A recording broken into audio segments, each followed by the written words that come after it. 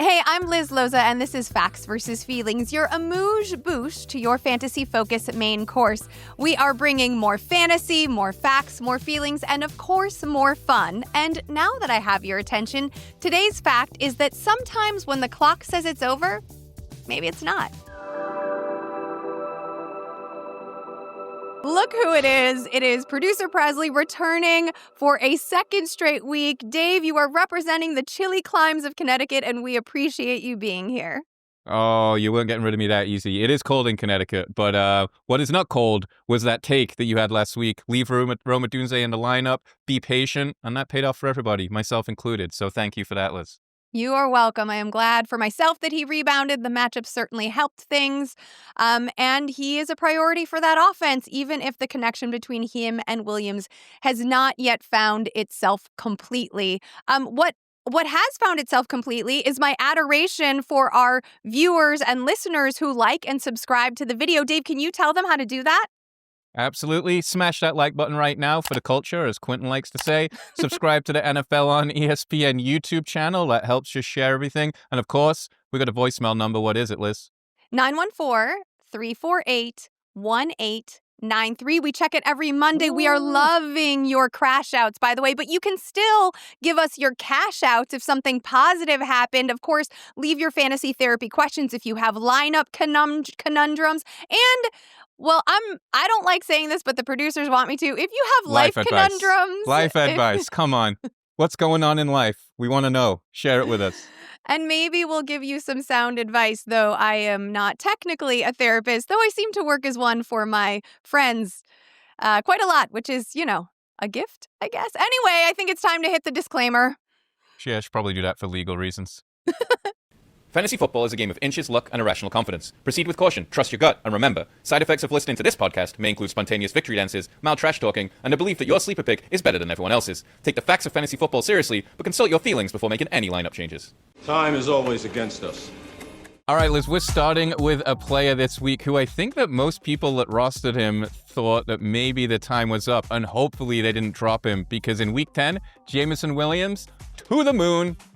He certainly was not living up to the hype, and John Morton, the Lions offensive coordinator, said as much heading into week 9, stating that he felt as though he had, quote, failed Williams. Now, Williams did find the end zone in week 9, but Dan Campbell, not satisfied with the loss to Minnesota, took over the play calling duties, and now we have Jameson Williams setting season-high numbers in week 10, 6 receptions, 119 yards, found the end zone again for nearly 24 fantasy points. Fantasy managers cannot be upset with this turn. Congratulations to the managers, by the way, who refused to look at that week 7 blanking and continued to believe in this player's potential and follow the notes of the team and drive down the narrative street. I love everything about this situation. Though, Dave, I'm wondering, are you a bit worried about this matchup against Philadelphia? I could be a little bit, but I think, I'm a big believer in if it's working, keep doing it. And I think Dan Campbell's a big believer in that too. Yeah. And based off of what we saw last week. Or if things aren't working, definitely change them, which is what Campbell did. Yeah. So the Eagles have made a lot of defensive additions and they've bolstered their defense. So I do think the Eagles defense is better now than it was a couple of weeks ago. However, the spread on this game is 2.5 points. So that suggests a close game where there could be a lot of fantasy fireworks. And if I am Dan Campbell and I'm in a close game situation, I am looking towards, to use your word, my best big play threat. So I think there could be some juice. I'm still not comfortable ranking Williams inside like the top 25 at the position. I think he's still a flex, but he offers so much upside that I am thrilled to be flexing him in week 11. Huge upside. One player that we're going to talk about next, I thought when I drafted him in pretty much every one of my leagues this year, granted, maybe I'm still on the train when I should have got off last year. I thought he was going to be putting up numbers, and he hasn't. Or he has maybe one game. That's Derrick Henry. Yeah, his best game was week 1. So the train has been slowing down since it left the station, essentially. What a tease. I was not high on Henry because I expected him to regress in terms of efficiency given his workload last season, and indeed I was right, though there is good news here because Henry's still seeing a monster number of touches. In fact, he's cleared 20 touches in 4 straight games, so the volume is there, and he's still above league average. He's the RB15 in yards per carry at 4.8. It's just that that's not what we have come to expect, and so I think what you're saying, right, as someone who rosters him, you need to adjust your expectations. I really don't like this matchup against the Browns. He had his worst game of the season against the Browns, only put up like not even 3 fantasy points. I think he put up like 2.3 fantasy points, averaged 2.1 yards per carry in that game. Now, Dave, are you so worried about the matchup, though, that you are thinking about sitting him? No.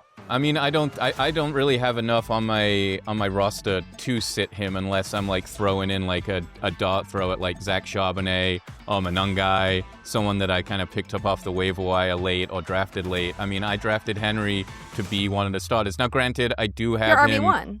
Yeah, I mean, I have him rostered in a couple leagues, like next to a Jalen Warren or a James Cook. So, you know, I do have some pretty good potential at that running back position, but you know, you just never know with Derrick Henry. I mean, you know, you just got to keep your fingers crossed, throw him in the lineup and hope. That's what I'm doing anyway, unless you tell me not to. No, I don't think that is wrong, especially if you have Warren to pair with him, because I think in this matchup, I expect, yes, it's tough, but this section is all about player management or player expectation, meaning fantasy player expectation. So I think Henry will bounce back significantly from his last showing against the Browns, but I don't think he is any longer that surefire RB1 that you were planning him to be. And now you have to think of him as more of like RB15, RB18, and that's what I'm expecting from him in Week 11. So manage the rest of your roster accordingly. Yeah, that makes me sad to say that, but you know, that's kind of how fantasy goes, right? So it's a weekly game. You got to adjust your expectation, and you've got to crash out sometimes. And I think the people that roster this next player definitely crashed out last week, and that's Brock Bowers with a measly 3 points in Week 10 after a monster Week 9. Yeah, in that Week 9, he managed 43 fantasy points. The hat trick helped get him there, so that means he managed 40 fewer points in Week 10 than he did in Week 9. Talk about a come down. Like, I know people are freaking out because Geno Smith has underwhelmed under center. The offense in Las Vegas has underwhelmed altogether.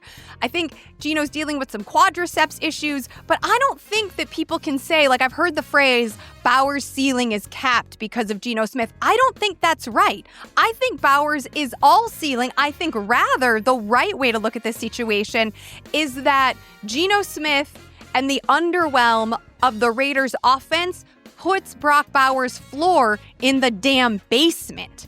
It's also worth mentioning that in Week 10, he had a really tough matchup. He only saw 3 targets against the Broncos, but the Broncos had only allowed 1 tight end to hit 15 fantasy points. It was Theo Johnson, if anyone wants to know the trivia, all season. That changes this week because, Dave, who are Cowboys. The Raiders playing? I think That's I'm going to be right. there. I might be there. There's a That's chance I'll be exciting. in there going to Vegas, yeah. So hopefully we'll see him catch another 3 touchdowns.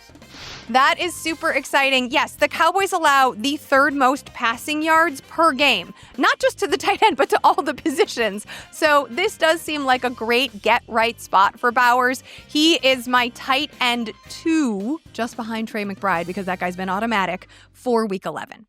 Here's hoping for a bounce back. That's especially because I'll be watching, so it'll be good. Good to see that in the stands. This is a safe place.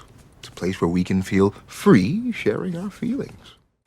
Now let's get comfortable on the couch and dive into some fantasy therapy, a safe space for all your fantasy football questions. Dave, you seem very excited to share what we have this week. I can see you chomping at the bit. Like, what's going on? I am thrilled, and it might be a little sadistic to be this thrilled, but one of the best things you've done for this show, Liz, over the past couple weeks, apart from showing up, obviously, is asking people for their crash outs. Because if there's one thing we can all relate to, it's a crash out. And That's this true. week we got some great ones. And the first one I can really relate to, and that comes from Mayo_44. And they say, oh my God, Bijan for the Falcons, he got no TD carries. And I'm telling you, I was screaming at my television every time Tyler Algier touched that football inside the 10, 15-yard line on Sunday. Infuriating. Crash out. I will also add, I crashed out a little bit. Not that I would have done anything differently, but Tyler Algier was on my bench against me too. Mike.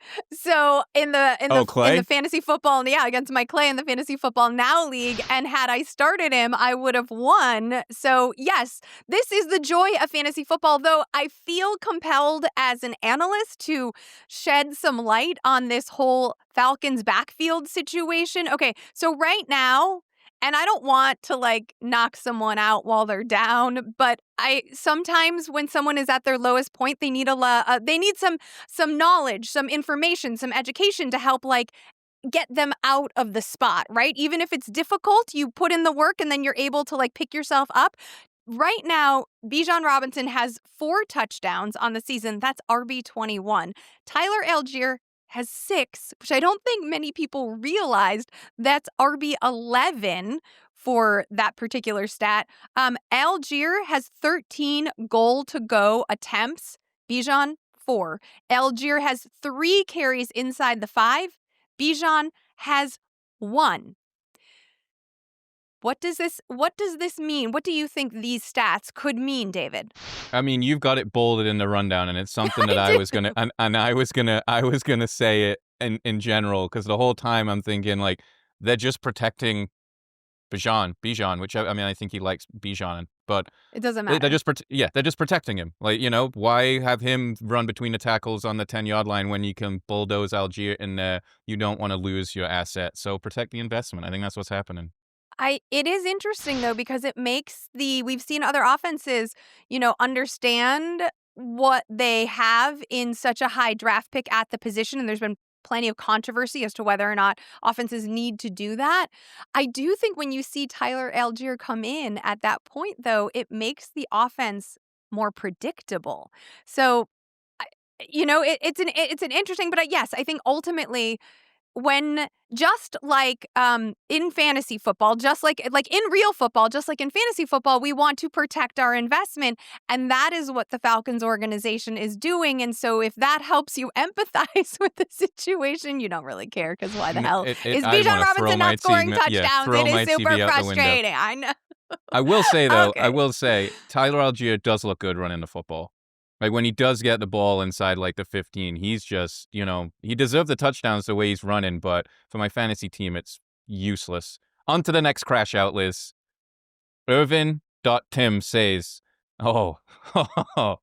he played against Jonathan Taylor, Egbuka, Washington, and Jameson Williams. Does he have a right to cry? I think so. I mean, first of all, everybody has a right to cry at all times. Your feelings are valid. Feel free to express them, as long as you don't do it in an angry or violent manner. I would say this sucks. This fucking sucks, bro. Yeah, this is the worst. This would be a moment. I don't know, Dave, if there's a movie that you use as a coping mechanism, or there's that trope about eating ice cream. That's not really my thing. This would be a level. I would need to release so many tears from this situation that I think I would queue up My Girl with Macaulay Culkin and Anna Klumsky, or whatever you say her name. That movie is but the tearjerker, or Marley and Me. I know you and I are both dog people. That. You not wrecked. I don't need to be wrecked on that one. I mean, speaking of wrecked, this Tim here, I'm assuming his name is Tim, woke up to Jonathan Taylor putting 3 in the end zone before the 1 p.m. games even began. And then he was just continued to be kicked while he was down 50-plus points. And he's the game's over. But maybe there's a glint of hope. Maybe one of my players. Nope, not when you facing Egbuka, Washington, and then Jameson Williams. Although, you know what? Maybe early, right? You can see the signs you just early. Turn it off. You could just just turn it off and go, you know what? Quentin and the kids say, touch grass. Yeah, go touch grass. Or watch Molly and Me and cry your eyes out like I did. Liz, I got a bonus crash out for us. Okay.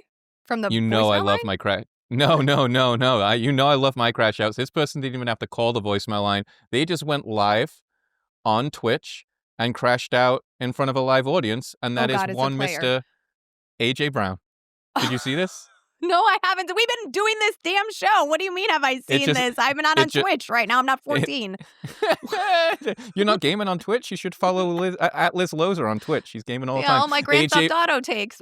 Yeah. AJ, you're waiting for GTA 6 with bated breath. AJ Brown, quote, "It's a shit show. If you got me on fantasy, get rid of me." So, do you have... I don't roster... crash out. That I don't roster him. Dude. Oh, do you roster him? Yes, I roster him in my Rainn Wilson keeper league. We kept him at a value, but he's been awful. But you just, oh my God. Crash out. Sucks. Crash away. Dave, he's like averaging under 12 fantasy points per game. He's the like wide receiver 33 in fantasy points per game. Like not overall. I think his overall rank isn't even lower because he missed games. That sucks. So like, you know what sucks the most about that? It also means he's given up a little bit.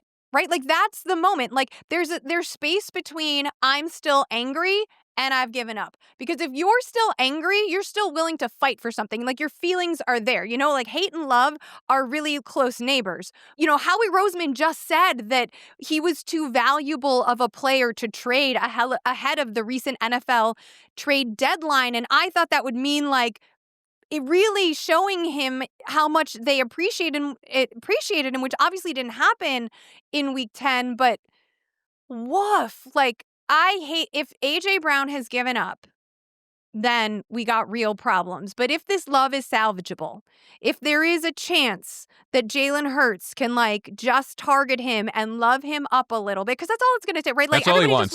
That's all he wants. To see, he just wants to catch the ball. He wants to see the team fight for him. He wants to feel appreciated. And so I am, you know what? A crash out to a plea. I am begging you, Nick Sirianni, can you please design a constant peppering of AJ Brown? You love this man. You need this man. Forget everything that's happened in the past. You want him to stay. You need him to stay. So I am imploring you to just feed him, grease this squeaky wheel, bring the love back to the city of brotherly love, and make AJ Brown feel good again, as nice as that crash out was for content purposes just now. It sucks for my fantasy team, and that is what the priority should be. Me, my fantasy. I enjoyed it. I enjoyed the crash out. You are such a sadistic weirdo.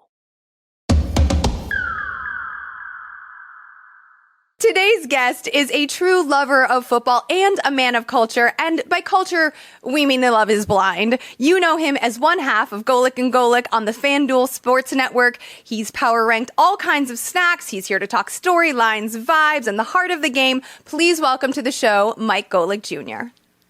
Wow, incredible introduction. Thank you so much for those kind words. Really appreciate it. And yes, Love is Blind is culture. I know a lot of people trying to act like America doesn't have culture. Show them that and then see if they still are running with that tune.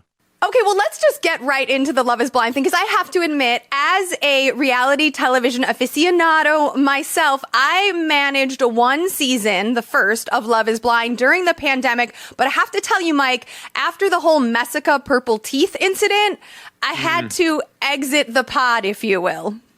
Yeah, no, I understand it's not going to be for everybody, and I think this is interesting. I mean, I think you'll probably far better or more well-versed in reality television than I overall, but with this show and any show, I came up on The Bachelor. That was kind of my introduction to reality TV, and there's a certain point where, you know, things become aware of themselves. The people on the show understand the platform, the game they're playing, and I think we're starting to get there with Love is Blind. We're on season 9 for people unfamiliar, and this was one of the first seasons where I felt like, I think everyone's starting to be aware of the fame and platform this can bring you, how to play the game, the launching point that this can be for a career in and around covering this show, other reality shows. And so I'm interested to keep tabs on if this is one that I continue to stick with, even though the season was incredibly entertaining.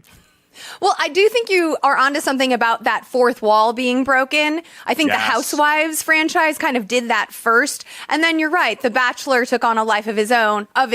I mean, are we still following Trisha and Ryan? I mean, they're still going strong. They are. I I got to be honest, the worst thing I do, and I have been fortunate, been friends with Mina Kimes over at ESPN, who does a reality television podcast and a television podcast in general with David Jennis Jr.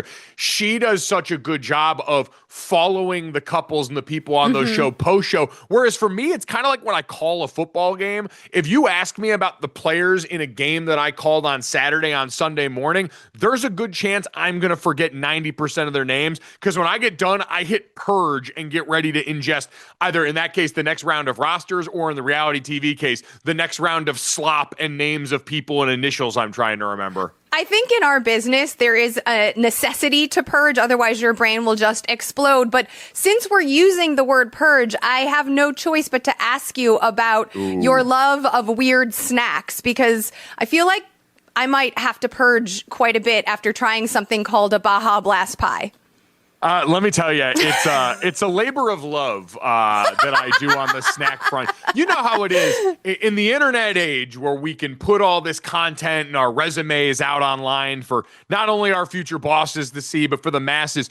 What gets shouted back at you most frequently ends up becoming your, like, quote unquote brand. And I have noticed that I get nothing tweeted at me more than fat guy touchdowns, the thick six, something I've been a part of for so long, and random snack food varieties that have popped up in a day and age where innovation in that field is rampant. And the Baja Blast pie was something that had been on my radar for so long.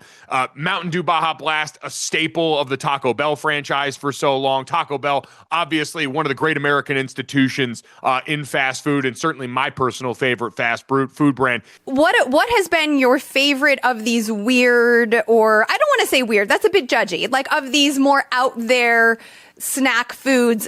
Let me say that I do really enjoy blue Takis on occasion. The one I always put out there for everyone, it's not super strange, it's readily available. The most of the snacks I like are the ones that are readily available in, like 7-Eleven or the gas station when you get ready to go on a road trip. And I always tell people, like, Reese's probably the king of the hill when it comes to not only, the candy game in general, peanut butter and chocolate's an undefeated combination, but they have so many different varieties. The Reese's Fast Break Bar, to me, is the best candy bar in the market, bar none. That's where I go on this. And that is bold statement, Mike. It to me, it has everything. Now, it maybe lacks the crunch that some people would want, but that little bit of, like, base layer, I think it's nougat at the bottom that gives it that soft little firmness at the end of the bite. The peanut butter and chocolate ratio is A1. And to me, that's what Reese's is all about, playing with the ratio. It's why the holiday shapes, I think, are better than the Reese's peanut butter cups themselves. That's where I thought you were going. I thought you were going to go towards pumpkins and Christmas trees, but you threw me a curveball, which is always great content. Well done. Also, a curveball that a lot of people never see coming are these thick TDs. What did you call them? Thick downs, thick touchdowns, fat man scores? A thick six. So it came up because, when you see a pick six happen on defense with a big guy, I was like, that doesn't feel, it feels like it's selling it short. So the thick six, I think that was something I was either a part of creating or a part of spreading years ago now, and is ubiquitous. I just saw the Kelsey brothers talking about thick sixes on their podcast. So it really is. It's one of the most beautiful occurrences in nature. Football's not designed necessarily down in and down out for offensive and defensive linemen to touch the football. So when it happens, fat angels get their wings, and I get to be really happy. You were at one point an offensive lineman. What has that been? What was that like, and how has it affected your perspective on the game? Yeah, I think the offensive line is such a funny position because I always said, we're a bunch of fat guys that don't always smell great. And so it takes a special kind of person to want to hang out with those guys. And to get a group of them all together, like-minded guys that have to come together at a position where there's not a lot of glory, there's not stats. Your success is defined by how well you protect your friends. I always say it's the ultimate level of accountability playing offensive line, where you and the steps you take, where you put your helmet, where you put your hands, we're talking about fractions of an inch at a time, that can determine whether or not one of your friends playing quarterback or running back gets hurt behind you. You miss a block by that much, and all of a sudden someone's getting blown up in the backfield. There's a physical toll to the accountability that comes with playing that position. So as a result, you get a bunch of guys that are neurotic. We're always early to everything. We're always together. And your goal is to really not have your name called, with the exception of gross outliers in the O-line community, like a Trent Williams or a Zach Martin, who are so undeniably good in ways that are easy to see. Quentin Nelson with the Colts, you call those names for good reasons. Zach Martin has more all pros than holding penalties and stuff like that. For all the rest of us, we're trying to keep our heads kind of below the fray, because if your name's not being called, that usually means things are going pretty well. And when your name is getting called, it's for holding, it's for offside. So it breeds a unique mindset, and I think a unique vantage point of the game where your eyes are trained to look at the guys that are going through what you went. And so I think you can learn things down in and down out in any given play that maybe the TV watching audience might miss, because the TV copy is not good for watching that massive humanity in the middle. We love rookies in fantasy, particularly when they step up in a way that we've seen Malik Neighbors do last year. Or, Teteroa McMillan has had his struggles this year, but that's not entirely his fault, because Carolina has underwhelmed and the talent under center is questionable. But we love those rookies. Is there an impact player at any position that you think coming out might really behoove fantasy managers to keep an eye on? Yeah, I think right now, and it's unfortunate we haven't seen in the last few weeks and didn't get to in the stretch run, and I feel like that's why he may have flown under the radar for a while for some NFL folks. Jordan Tyson, the wide receiver at Arizona State, is the best draft-eligible receiver in the country. Now, Jeremiah Smith, not yet draft-eligible, or else he'd probably be the number one name on this list out of Ohio State, but Jordan Tyson missed the Big 12 championship playoff run from Arizona State last year. He's been out the last few weeks for Arizona State this year. But an unbelievable route runner, an incredible contested catcher, great after the catch. He's going to be a guy that comes in and is, I think, kind of like what we've seen from Emeka Egbuka, being able to make an immediate impact. I think he is that caliber of player and has been sensational when on the field for Arizona State. Another interesting one that I want to keep tabs on is Joe Royer, the tight end at Cincinnati for the Bearcats in college. Right. Yeah, it's certainly a place. Travis Kelce's alma mater. Yeah, he last year broke Travis Kelce's single season record for receptions by a tight end at Cincinnati. He started his career at Ohio State, so he was a big time recruit, a guy who's got an NFL body, is a plus blocker, and is really dynamic in the open field. And so I think he's another one in a league right now where we've got a bunch of great tight ends and some guys pushing their way into that conversation this year. I think he's a guy that's going to be able to come in and in the right system make a big impact pretty early in his NFL career. Mike, I can't have you on my show and not ask you about how your fantasy team is doing. It is. Oh no! Yeah, it's not great. So, I'm not the world's best or most dedicated fantasy football player, but I have some great friends who invited me into this Dynasty Keeper League, and it's a nightmare. My running back room is been terrible. I'm one of the guys that over-indexed on Chiefs. I've got Travis Kelce at tight end. I've got Isaiah Pacheco at running back, and that's been an adventure this year. Alvin Kamara is my bell cow for so long, and now that's been an interesting situation with how the Saints' offense has turned out. So I'm not doing great right now. Kyler Murray's one of my quarterbacks. Oh no, you are. Well, it's a two quarterback. So Jaden Daniels obviously banged up and out right now. Kyler Murray obviously banged up and out right now, and his future on the rocks in Arizona overall. And then my other quarterback is Tua Tagovailoa. So I'm in hell right now, fantasy wise, basically. So any trade ideas or requests welcome, because I got to overturn this roster in a hurry. You can always call the Facts versus Feelings Fantasy Therapy hotline and ask us for our opinion. We'll hook you up, Mike. I think you know somebody. All right. I want to ask, before we play a game real quick, what is your favorite fantasy football start for Week 11? My start for Week 11 would be Pat Freiermuth against the Bengals. Steelers going up against the Bengals. That defense has proven itself to be awful. I love Al Golden and everything he did for Notre Dame, but it's been a rough go for them. And Aaron Rodgers, the Steelers, I know everyone's going to be down on them coming off what happened against the Chargers last week, but we know Arthur Smith's kink is tight ends. Pat Freiermuth's the best one on the roster, and I think they're going to get back to their ways against a defense that's a soft landing spot. I totally agree with you. I wrote up the other the other Steelers tight end, Jonnu Smith, as my dart throw because of the matchup and because I do think that, Freiermuth could play spoiler against him, as we saw Colby Parkinson do to Tyler Higbee, which hurt me deeply in week 10. I feel, though, that Jonnu Smith's running more, he's running more routes than, I think he ranks third on the team in routes run, in fact, and second on the team in targets drawn. So I feel like from a pass catching perspective, maybe the Bengals sell out after Freiermuth's performance in week 10 against him, and that opens things up for Smith. But it's going to be a dart throw anyway. Either way, obviously, though, you're nailing the matchup, and I think that's what fantasy managers should do. So we're kind of on the same page. Like, I'll have a piece of that Baja Blast, even if I don't eat the whole pie, Please don't eat the whole pie. Whatever you do, don't eat the whole pie. If you want to have a piece for curiosity, do it, but please promise me you won't eat the whole pie. You have my word. All right, do you want to play a quick game before we get out of here? Yeah, let's do it.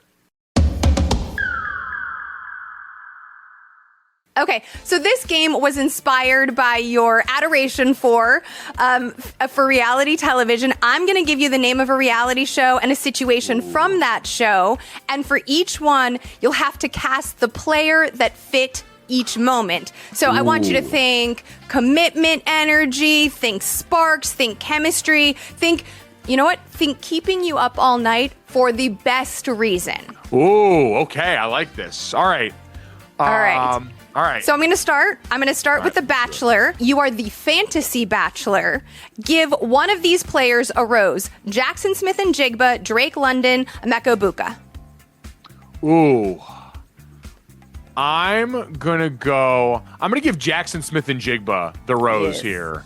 He's incredible, 3-level threat this year. They gave him the keys, and now he is keeping certainly everyone in the NFC West up all night. We can say that, and probably the entire league at large for what looks like the best team in the NFC at this point. Nobody is thanking the heavens more for JSN than Sam Darnold. What an incredible play, having moved from KOC's offense into Seattle and still playing at such a high level, but that cannot be done without someone who is as versatile as JSN, is such a crisp route runner. And he's been producing. Drake London has been incredible in the end zone, but JSN, just on a consistency basis, chef's kiss, no complaints. All right, let's move to Love Island. This is my favorite dating reality show. I love the bombshells. It's time for a quarterback recoupling on Fantasy Love Island. Mike, you're currently coupled up with Caleb Williams, my condolences, but Matthew Stafford, Drake May, and Jackson Dart, there are some vibes, are still single. Would you like to stay with Caleb Williams or recouple with one of those other options, and if so, who? You know what? I'm a sucker for older men, and so I think it's going to have to go out and be Matthew Stafford. I mean, what he's putting together at his big age, doesn't it feel like the back problems conversation was a million years ago at this point with the flamethrower that he's unleashed on everyone else right now?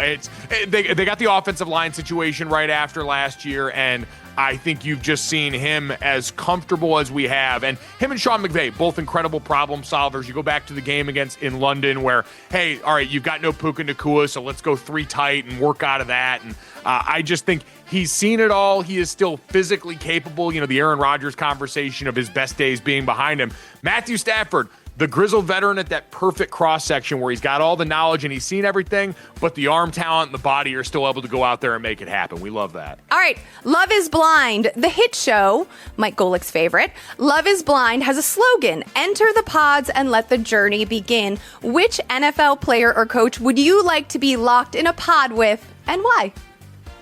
Oh, Dan Campbell, for sure. I think he's got all the layers that you're looking for because he's what the show is all about. The experiment in Love is Blind is about suspending the idea of looks playing a role in this and just getting to know someone on the inside. And everyone in the NFL saw Dan Campbell when he took over that job, maybe heard the kneecap stuff, and originally tried to put him in a box as being this big hulking former player who was going to go out here and out macho everyone. And then what have we seen is everyone's taken the time to get to know Dan in the pods.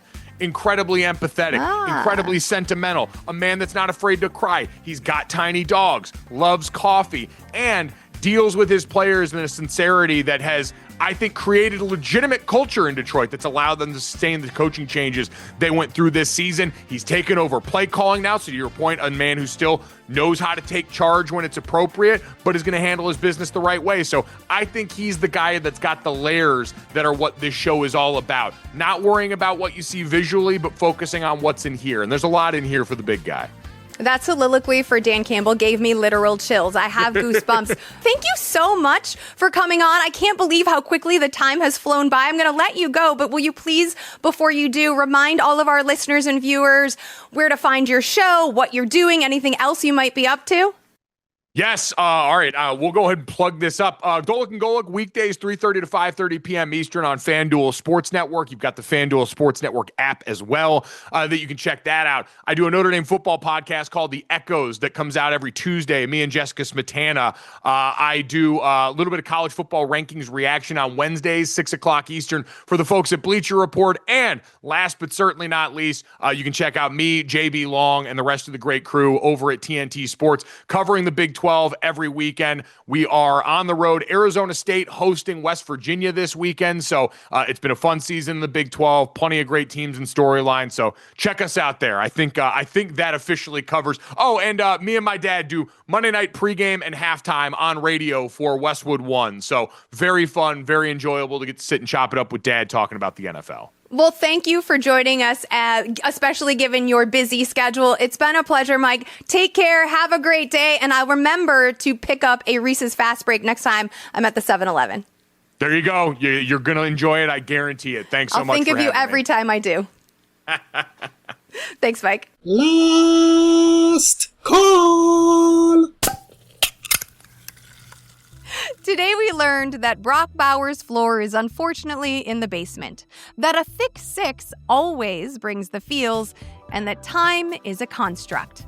While the clock won't stop and the world won't wait, there's still plenty of strength and satisfaction in finding your footing. Big thanks to the Mike Golic Jr. for coming on the show and playing along, and as always, to producer Dave for sadistically adoring other people's crashouts. Be sure to check out my Week 11 edition of the Facts versus Feelings column, which is currently live on the .com. And remember, you can crash out with us. Call the voicemail line. Hit us up at 914-348-1893. Until next time, may your facts be solid, your feelings be right, and your bus be someone else's problem. Facts, more how do I not know it by now? More facts, more feelings, right? Okay. Today we learned that Black Flowers. Also, I'm just imagining like a teeny Quentin, like Honey, I Shrunk the Kids, another movie that you would love. I do enjoy Honey, I Shrunk the Kids. You have to remove the little man from the sitting on your cup before you drink, and Quentin's just a little man that you gotta. I'll be the little man. 3-2, 3-2, 3-2. 3-2.